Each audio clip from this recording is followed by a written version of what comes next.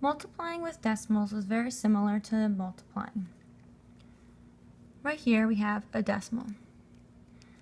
First, I can multiply this as if it was not a decimal. So I'm going to rewrite it as 3 times. I'm going to keep all of my digits and I'm going to ignore the decimal place.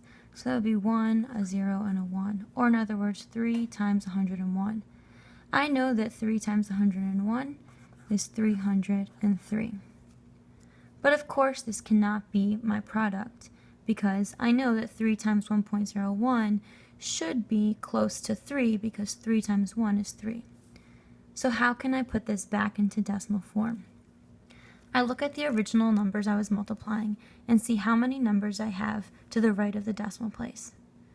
I have one right here and I have another one right here. I have 2 numbers to the right of the decimal place, which means in my product I also need 2 numbers to the right of the decimal place. So this one and this one, which means that my decimal must go in here, making my final product 3.03, which makes sense because 3 times 1 is close to 3, so my product should be close to 3, and it is. Let's look at another example. Here I have 2 numbers that are both decimals. I'm still going to do the same thing. I can rewrite it ignoring the decimal. So let me rewrite that as 1, 1, or 11 times 0, 0, 5, which we know is strange because usually we don't put zeros in front of a number like this if it's greater than 1. So I'm going to rewrite that one more time as 11 times 0, 0, 5 is just the same as 5. So I'm going to do my multiplication as regular, and I get 55. I know my final product cannot be 55 because 1 times about 5 cents should not be $55.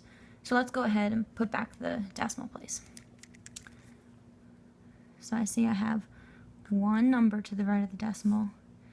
Here I have another one, and I have a third one. So I have 3 numbers that need to be to the right of the decimal, which means that I need 3 in my product. 1, 2, 3. Uh-oh, there is no third here. Okay, so I'm going to have to fill it in with that 0. Okay, so now I need to rewrite my final product. I know that my decimal is going to go here as 0.055. I'm just going to hold the ones column with the 0. And my final product